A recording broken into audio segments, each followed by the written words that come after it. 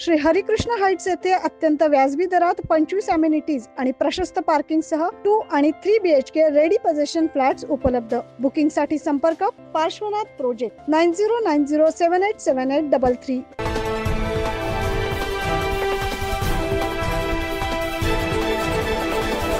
महाराष्ट्रातील सर्व शासकीय कर्मचारी जुनी पेन्शन योजनेसाठी संपावर गेले। नाशिक जिल्ह्यातील चांदवड येथे देखील या आंदोलनाचे पडसाद उमटले।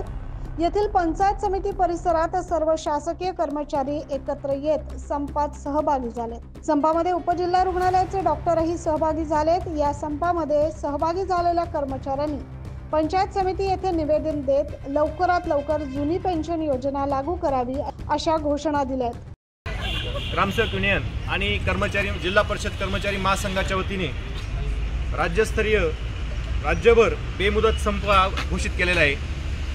सदरचा संप हा जुनी पेन्शन योजना पूर्ववत लागू करण्याबाबतचा, त्याचबरोबर शासनाचा जे खाजगीकरणाचं धोरण आहे त्या विरोधात आवाज, त्या विरोधातला संघर्ष तयार करण्यासाठीच आहे। तसेच जे नवीन शैक्षणिक धोरण आहे त्या धोरणाला विरोध करण्यासाठी हा आजचा संप बेमुदतपणे इथं जाहीर केलेला आहे। या संपात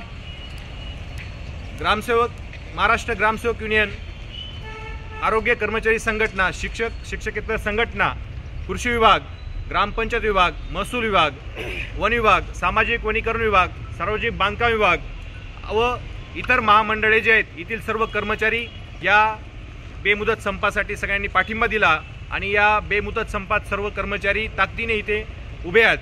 तर या शासनाला या हिवाळी अधिवेशनात एकच मागणी आहे महत्त्वाची, की जो कर्मचारी पूर्ण आयुष्य त्याचं या नोकरीत तो व्यक्त करत असतो त्याला कुठेतरी त्याच्या 60 वर्षानंतरच्या 58 वर्षानंतरच्या सोयीसाठी, त्याच्या उदरनिर्वाहासाठी शासनाने जी जुनी पेन्शन योजना आहे ती कार्यरत करावी।